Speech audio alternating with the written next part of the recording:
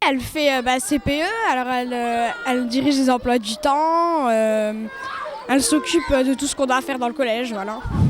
Et y a peut-être des autres trucs qu'elle fait, mais que nous on sait pas. Elle fait les programmes, je sais pas. Et elle règle le problème. Et elle vient de voir, elle regarde s'il y a rien, s'il y a quelque chose, elle les arrête en fait. Un peu sévère, mais moi je l'aime bien. Alors tu dis sévère, pourquoi elle est sévère? Et en quoi elle est sévère? Des fois elle engueule les élèves quand ils viennent. Des fois elle est énervée, mais je la trouve gentille moi. Alors comment elle vous punit? Ou bien elle nous donne des heures de colle, ou bien elle nous donne des punitions comme ça.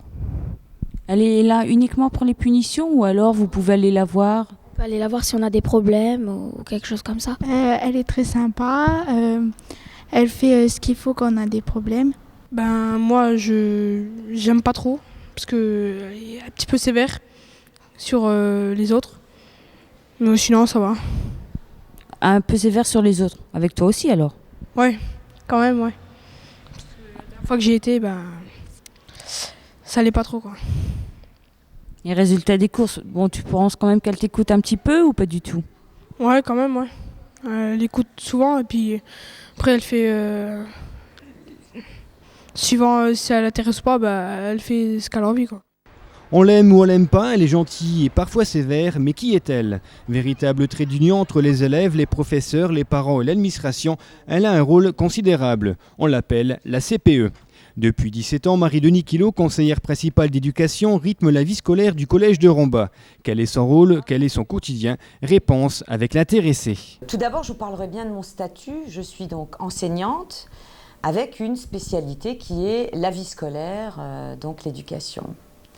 Alors en ce qui concerne mon rôle, mon champ d'action est très, très vaste. Donc évidemment, je m'occupe d'éducation, avec tout ce que ça peut comporter, l'éducation à la citoyenneté, à la santé, à la responsabilité. Je gère aussi les problèmes de comportement chez les élèves. Alors le comportement, ça peut être des problèmes de violence, mais ça peut être aussi des problèmes de manque de confiance en soi, de repli. Et dans le travail qu'on fait avec les équipes éducatives, généralement, on repère ces problèmes-là. Et nous, après, les CPE, on essaye soit de les gérer nous-mêmes, si on peut, ou alors de transmettre à nos interlocuteurs le problème et de voir comment on peut le gérer en équipe. Ce qui m'amène à travailler avec les infirmières, les assistantes sociales, et puis à l'extérieur de l'établissement, le juge pour enfants, les éducateurs, la police, de temps en temps. Bonjour ma belle. Je viens pour les mots des professeurs. Ah oui, c'est vrai. Merci. Alors, est-ce que vous pouvez nous donner un exemple concret de ce que vous faites au quotidien ici? Une journée type? Une journée type, ouais. Bon, alors une journée type, est tout d'abord, donc prendre des informations auprès de la loge qui peuvent être quels sont les professeurs absents, savoir déjà si mon équipe de surveillants est en complet, sinon il va falloir revoir un peu l'emploi du temps des autres.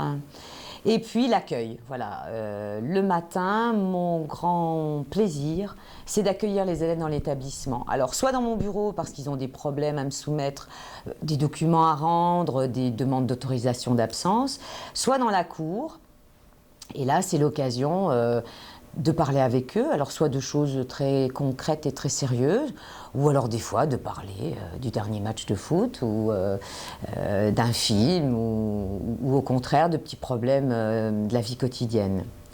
Ensuite, le reste de la journée se répartit entre tous les contacts que je peux avoir avec les adultes, donc qu'ils soient enseignants, parents, ou alors justement les interlocuteurs de l'extérieur dont j'ai parlé. Beaucoup de temps passé avec les élèves, puisque je m'occupe d'eux dès qu'ils ne sont plus en classe, en fait, ils sont sous ma responsabilité. Ce qui m'amène à gérer leur temps libre, entre guillemets, donc les permanences, l'UNSS entre midi, la permanence du midi 2 aussi, organiser les repas. enfin en tout cas le service de demi-pension. Bien, rédactrice en chef. J'ai mis quand même... Sous couvert, oui d'accord, pour la formation, mais enfin c'est quand même toi la rédac chef. Répondre au téléphone ou régler des problèmes plus délicats, elle doit être sans cesse à l'écoute des professeurs, mais aussi et surtout des élèves. Les élèves attendent de moi beaucoup de disponibilité, des fois trop. Alors j'essaye de réguler ça, mais c'est pas toujours évident. Sachant que j'ai affaire à des élèves qui ont entre 11 et 16 ans, les plus jeunes d'entre eux, notamment, n'ont pas encore toujours acquis l'autonomie nécessaire pour se débrouiller tout seul ou pour essayer de répondre soi-même à une difficulté qu'ils peuvent rencontrer. Et donc, je suis très, très, très, très sollicitée. Et toi, tu as des cours tip-top? On va dire tip-top. Ah bah, il faut qu'ils soient tip-top, hein, tes cours, hein. Ils sont bien. Bon, alors, à 5h30, vous montez au secrétariat. Je sais que je peux être pour eux tour à tour. Donc, la gardienne du temple, hein, c'est moi qui suis garante du règlement intérieur. Et je sais qu'ils n'hésitent pas, à tout bout de champ, à venir demander mon arbitrage dans tout un tas de situations. Je pense qu'ils me reconnaissent de ce point de vue-là une certaine autorité. D'autant que j'essaye quand même de faire de la médiation avec eux, alors vis-à-vis de leur famille ou vis-à-vis des enseignants, hein. La vie n'étant pas toute lisse, il y a évidemment des fois des problèmes relationnels, et donc j'essaye de les aider dans ce sens-là. Et je pense qu'ils me perçoivent aussi comme une grosse paire d'oreilles, capable d'écouter et éventuellement d'aider. Mais bon, pas forcément toujours les réponses, quoi. Mais je pense qu'ils me perçoivent comme quelqu'un d'écoutant. Mais aussi, alors je sais pas, on vous dira peut-être qu'elle est dure, mais ça ils me l'ont déjà dit, mais juste, alors bon. Et oui, perçue pour certains comme la gendarme du collège, c'est aussi elle qui donne les heures de colle quand rien ne va plus.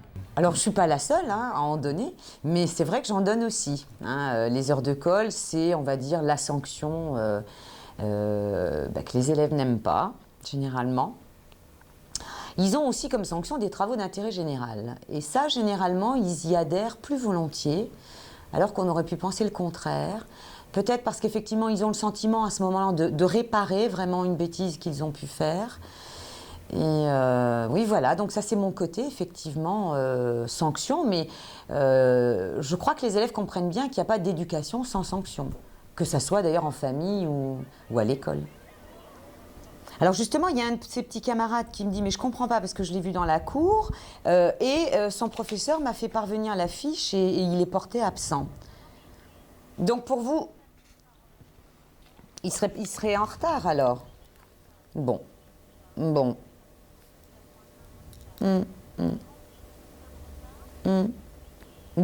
d'accord. D'accord, ok.